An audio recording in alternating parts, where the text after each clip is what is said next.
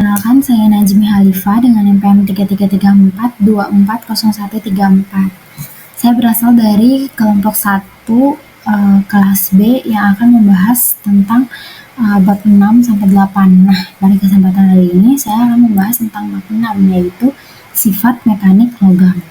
Nah, pada sifat mekanik logam ini ada beberapa learning objektif yang akan saya paparkan. Yang pertama yaitu tegangan teknik dan regangan teknik. Yang kedua ada hukum Hooke.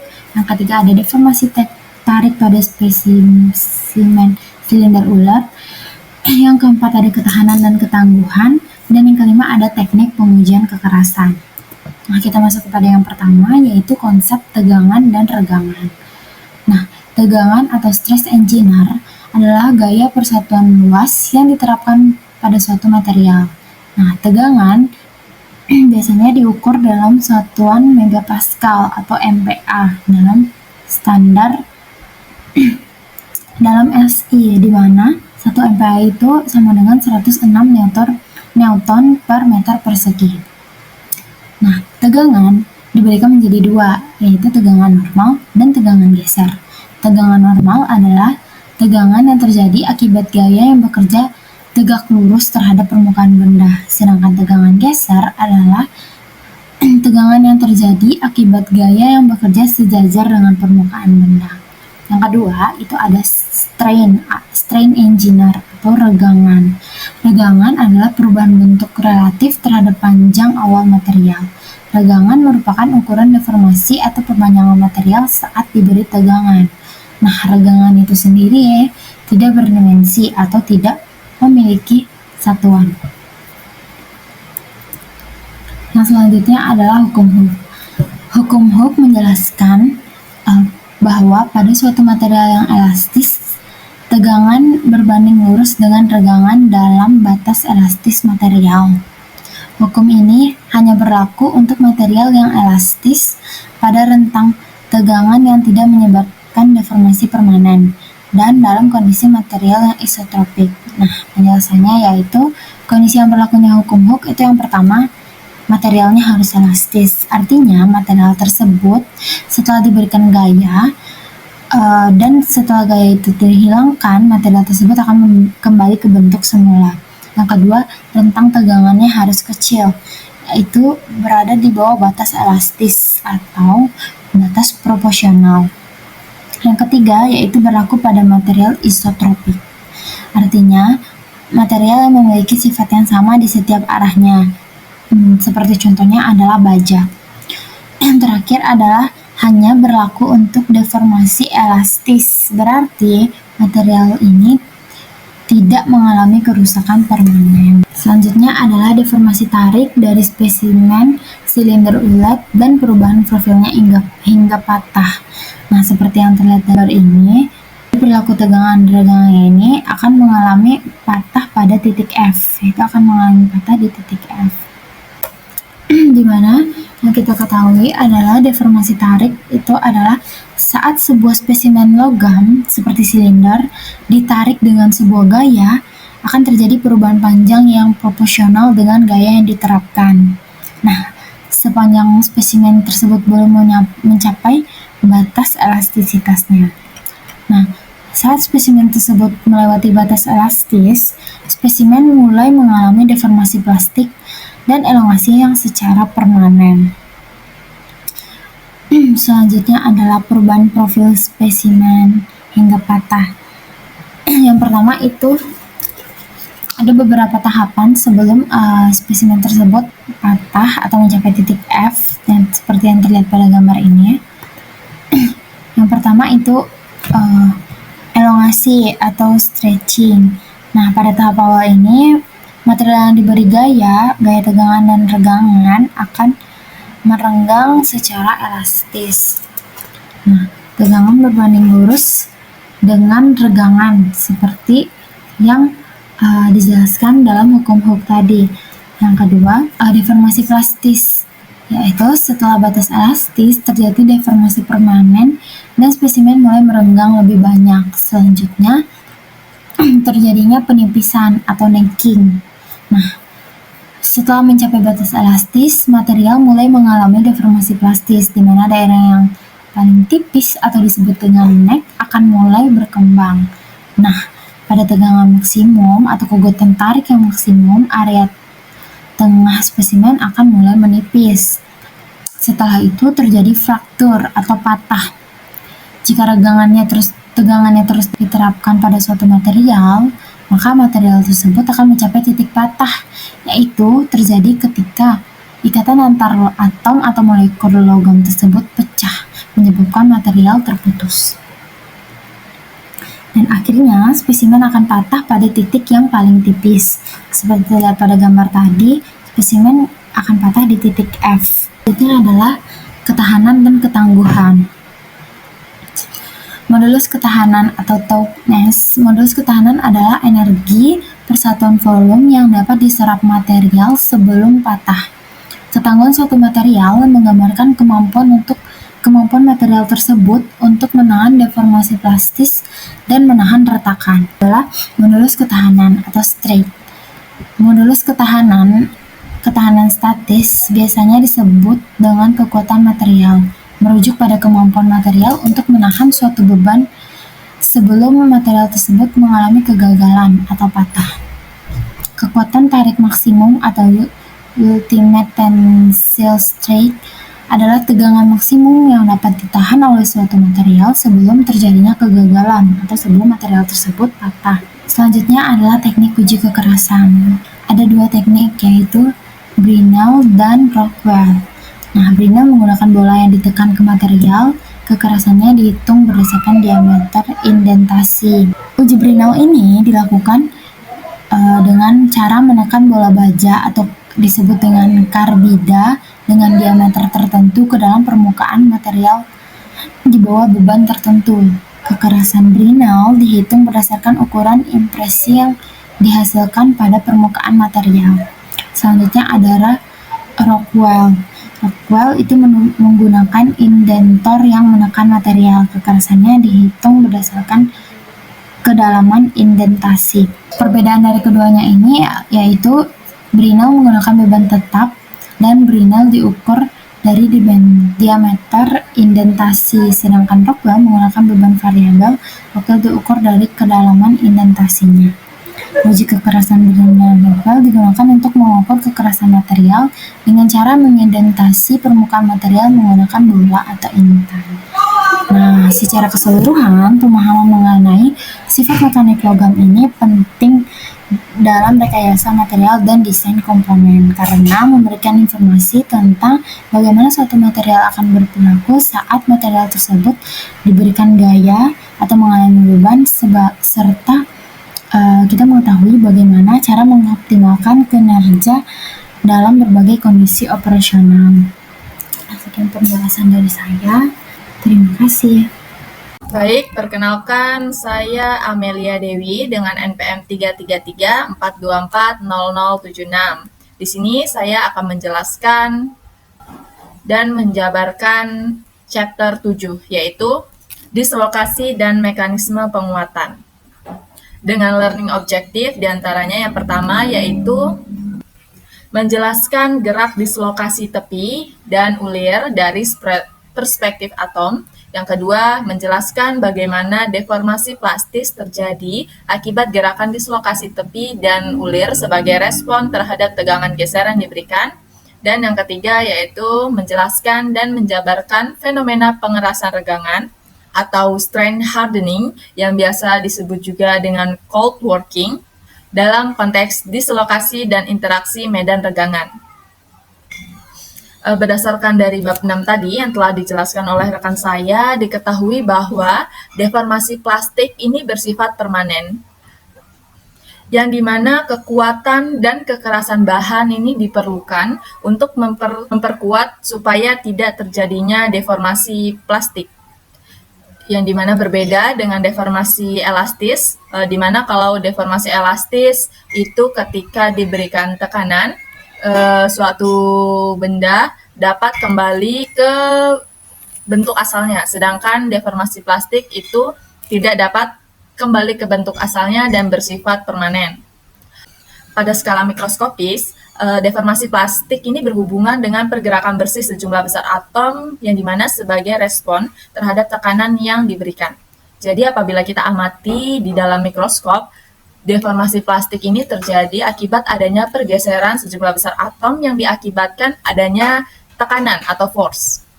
Nah, akibat adanya tekanan dan pergeseran ini, ikatan antar atom itu putus dan membentuk ikatan-ikatan yang baru.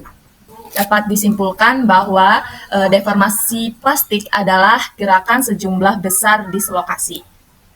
Selanjutnya, terdapat beberapa tipe-tipe dislokasi. Sebelum masuk ke tipe-tipe dislokasi, kita harus tahu terlebih dahulu apa yang dinamakan dengan slip dan bidang slip. Jadi, gerakan dislokasi itu dinamakan dengan slip, sedangkan bidang slip adalah bidang kristalografi di mana garis dislokasi itu bergerak. Terdapat 3 tipe dislokasi. Yang pertama itu ada dislokasi tepi atau edge dislocation, yaitu penyimpangan kisi lokal yang terjadi di sekitar akhir setengah bidang tambahan dari atom. Yang kedua itu ada dislokasi ulir atau screw dislocation, yang dihasilkan dari penyimpangan geser. Dan yang ketiga itu ada mixed dislocation atau dislokasi campuran, yang banyak dislokasi pada material kristalin yang memiliki kedua komponen edge dan screw dislokasi. Nah, dislokasi tepi ini dapat kita lihat dari gambar berikut. Maaf, ini tidak bisa saya tunjukkan karena entah kenapa tidak bisa dicoret-coret PPT-nya. Garis dislokasi pada dislokasi tepi itu searah dengan bidang. Nih yang simbol seperti T terbalik, ya dia searah dengan bidang. Dan atom di garis dislokasi mengalami tekanan. Jadi atom yang di sini dia mengalami kompresi tekanan, dan yang berada di bawah ini mengalami tegangan. Sedangkan pada dislokasi ulir itu dia terbentuk dari adanya tegangan geser, yang dimana bagian atas dari kristal itu bergeser satu atom ke kanan relatif terhadap bagian bawah. Pada perbedaan antara dislokasi ulir dan dislokasi tepi itu ada pada arah pergerakannya. Yang bagian atas ini yaitu dislokasi tepi, di mana dia tegak lurus pergerakannya atau pergeserannya bersamaan seperti itu. Bisa dilihat di gambar, dia sekaligus pergeserannya. Sedangkan dislokasi ulir dia itu memutar seperti itu. Jadi dia bergeser ke kanan, tegangannya terjadi karena adanya tegangan geser. Meskipun hasil yang didapat sama, bentuknya sama, yang membedakan yaitu arah pergeserannya. Selanjutnya yaitu kita akan membahas gerakan dislokasi pada berbagai bahan. Yang pertama ada metal atau logam.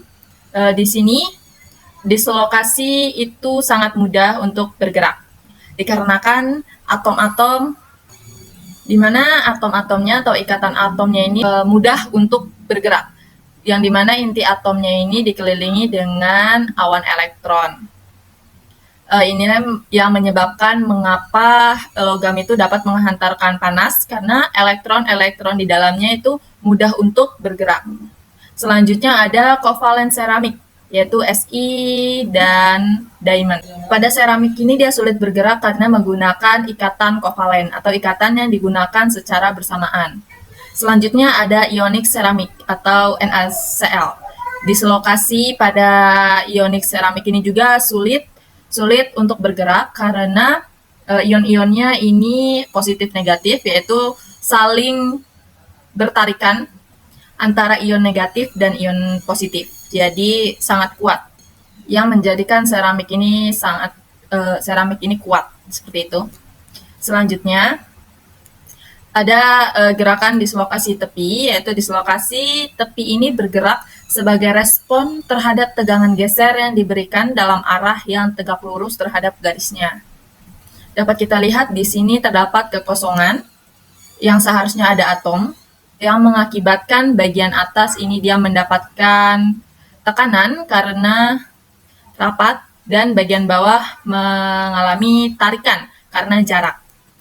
Apabila atom diberikan gaya dari luar, maka dia akan mengalami deformasi. Nah, deformasi awal ini yaitu deformasi elastis, di mana dia masih bisa kembali ke bentuk semula. Tetapi apabila kita berikan gaya terus, dia bisa mengalami deformasi plastis. Nah, deformasi plastis itu deformasi dari awal sampai dia keluar ke permukaan atau ke paling ujung. Apabila dislokasi itu tidak dapat bergerak, maka material tersebut material yang kuat. Sedangkan apabila deformasi bergerak, maka material tersebut tidak cukup kuat. Nah, selanjutnya, gerakan dislokasi tepi itu dianalogikan seperti gerakan ulat. Jadi gerakannya itu bertahap, tidak sekaligus tetapi bertahap. Nah, sedangkan gerakan dislokasi ulir itu arah gerak dislokasi tegak lurus terhadap arah tegangan. Selanjutnya ada deformasi plastik pada bahan polikristalin. Karena orientasi kristalografi ini dari banyaknya butiran bersifat acak, arah selip bervariasi dari satu butiran ke butiran lainnya. Oleh karena itu, tekanan yang lebih besar itu diperlukan untuk memulai selip dan luluh. Karenanya, logam polikristalin itu lebih kuat daripada logam kristal tunggalnya. Jadi ini yang di warna merah ini merupakan garis slip dan yang warna biru ini distorsi akibat dari adanya gerakan dislokasi. Dapat dilihat arahnya tidak tentu ya, banyak sekali arahnya. Selanjutnya itu deformasi plastik pada kristal tunggal. Nah, analisa pada kristal tunggal ini merupakan penyederhanaan dari kristal majemuk. Dislokasi terjadi karena adanya tegangan geser pada bidang slip dan arah slip. Ketika diberikan tegangan atau tekanan, pasti muncul komponen shear yang sejajar atau tegak lurus terhadap arah tegangan. Nah, komponen inilah yang disebut dengan resolved shear stress atau tegangan geser penyelesaian yang dapat dilihat pada gambar berikut. Jadi, tegangan geser penyelesaian itu merupakan tekanan yang diberikan dikalikan dengan theta atau sudut antara normal bidang slip dan arah tegangan dikalikan dengan cos sudut antara arah slip dan arah tegangan. Selanjutnya ada mekanisme penguatan. Proses di mana meningkatkan kekuatan suatu material melalui perubahan dalam struktur mikro atau cara material merespon deformasi. Terdapat 3 jenis dari mekanisme penguatan. Yang pertama itu penguatan dengan pengurangan ukuran butir atau reduce grain size. Dan yang kedua ada penguatan larutan padat, solid solution strength. Dan yang ketiga ada pengerasan regangan atau strain hardening yang akan saya bahas di kali ini. Nah, pengerasan regangan atau strain hardening itu fenomena di mana logam lentur menjadi keras dan kuat ketika terdeformasi plastis. Jadi, di mana awalnya logam ini lentur, tetapi ketika dia terjadi deformasi plastis, logam ini berubah menjadi keras dan kuat, seperti itu.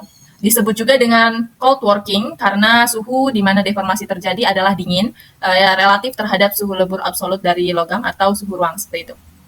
Nah, tingkat deformasi plastis ini dapat dinyatakan dengan presentasi cold working yang dihitung dengan luas awal yang mengalami deformasi itu dikurangi dengan luas setelah mengalami deformasi dibagi dengan luas awal mengalami deformasi dikalikan dengan 100%. Contoh dari proses cold working itu ada forging, rolling, extrusion, dan drawing. Nah, di forging ini, jadi ketika besi atau metal dia diberikan masuk ke dalam cetakan dan diberikan tekanan, itu besinya akan berubah sesuai dengan cetakannya, seperti itu. Nah, pada rolling ini juga ketika besi awal dimasukkan, di roll, dia akan berubah atau mengalami pengurangan lebar gitu ya. Dia akan mengikuti bentuk cetakannya atau bentuk rollingnya itu. Begitu pula pada extrusion dan drawing. Selanjutnya itu ada mekanisme penguatan strain hardening. Jadi strain hardening ini meningkatkan tensile strength dan yield strength, tetapi dia mengalami penurunan ductility atau kelenturan. Jadi dia kekuatannya bertambah, tetapi kelenturannya itu berkurang.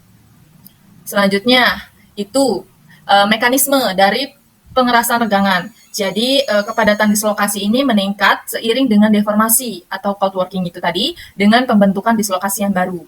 Ketika kepadatan dislokasi ini meningkat, jarak antar dislokasi itu berkurang. Jadi, kalau dia lebar, jaraknya itu lebar-lebar, ketika dia dipadatkan, deformasinya atau dislokasinya ini akan berkurang karena semakin padat dan semakin rapat, semakin kuat. Rata-rata interaksi strain ini bersifat tolak-menolak dan gerakan dislokasi ini terhambat oleh adanya dislokasi lain yang menyebabkan besi atau metal itu semakin kuat. Sekiranya cukup penjelasan 3 learning objektif tadi dari saya. Saya harap bisa dimengerti apa yang saya jelaskan. Kurang lebihnya saya mohon maaf dan akan dilanjutkan ke chapter 8 oleh rekan saya Priscilla. Terima kasih. Oke, selanjutnya saya akan menjelaskan bab 8 mengenai kegagalan pada material. Kegagalan material itu apa sih? Penyebabnya itu apa? Kegagalan material merupakan kondisi di mana suatu material tidak mampu lagi melakukan fungsinya sesuai desain akibat kerusakan, deformasi yang berlebihan, dan juga patah. Penyebab dari kegagalan ini diantaranya yaitu pemilihan dan pemrosesan bahan yang kurang tepat, serta desain komponen yang tidak memadai. Pada kegagalan ini terdapat 2 jenis perlambatan tetap. Yang pertama itu fraktur ulet dan yang kedua adalah fraktur getas. Kedua fraktur ini dapat dibedakan oleh beberapa hal. Di antaranya itu yang pertama adalah terjadi atau tidak terjadinya deformasi plastis. Apa sih deformasi plastis itu? Deformasi plastis merupakan perubahan bentuk permanen pada material akibat diberikan gaya atau tekanan yang berlebihan, sehingga material itu melewati batas elastisnya atau tidak dapat kembali ke bentuk semulanya. Pada fraktur ulet terjadi deformasi plastis, namun pada fraktur getas tidak terjadi deformasi plastis. Kemudian pada fraktur ulet, perlambatan letak ini terjadi relatif lambat, sehingga individu atau manusia sebagai penggunanya dapat mengatasi atau menanggulanginya, sehingga tidak terjadi kerusakan yang lebih parah lagi. Kemudian pada fraktur getas, perlambatan letak ini terjadi dengan sangat cepat dan juga spontan atau secara tiba-tiba, sehingga penggunanya tidak dapat mengatasi atau menanggulanginya sebelum terjadi kerusakan yang bersifat permanen. Kemudian yaitu ketangguhan retak. Ketangguhan retak itu merupakan kemampuan material untuk mengabsorpsi energi sampai dengan patah. Dapat ditunjukkan oleh grafik berikut. Grafik berikut ini menunjukkan hubungan antara tegangan dan regangan. Pada daerah warna biru itu menunjukkan material getas. Namun pada daerah yang berwarna merah ini menunjukkan material ulet. Pada daerah biru ini atau material getas ditunjukkan bahwa material ini mengalami patah secara tiba-tiba tanpa mengalami deformasi plastis yang signifikan.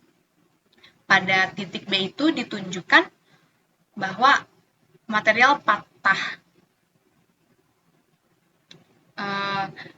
Material getas itu contohnya yaitu keramik. Keramik itu kalau misalnya sudah diberikan tekanan yang berlebihan, dia akan langsung patah secara tiba-tiba tanpa mengalami keretakan yang dapat diantisipasi terlebih dahulu oleh penggunanya. Kemudian saya akan menjelaskan pada daerah atau material ulet. Material ulet ini mengalami deformasi plastis yang signifikan sebelum patah. Titik C ini menunjukkan batas elastis di mana deformasi masih bersifat elastis. Kemudian pada titik B aksen menunjukkan patahnya material ulet setelah melalui deformasi plastis. Contoh pada material ulet itu yaitu logam seperti baja, aluminium, dan tembaga. Kemudian uji impak. Uji impak itu merupakan uji yang dilakukan untuk mengukur kekuatan dan ketangguhan material. Pemilihan metode ini bergantung pada aplikasi spesifik dan jenis materialnya. Terdapat dua jenis uji impak pada penjelasan kali ini, yaitu uji impak Charpy dan juga uji impak Izot. Apa sih bedanya dari kedua uji impak ini? Secara umum, uji impak Charpy itu menggunakan beban vertikal, seperti pada gambar ditunjukkan. Kemudian pada uji impak Izot menggunakan beban horizontal.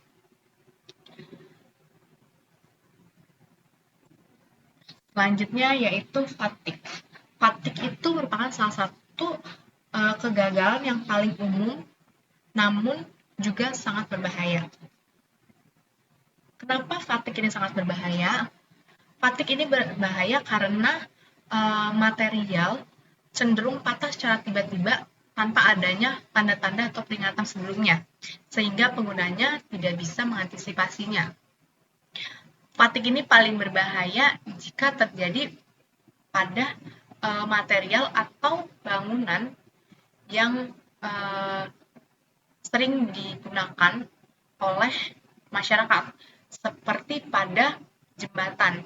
Seringkali jembatan itu roboh secara tiba-tiba.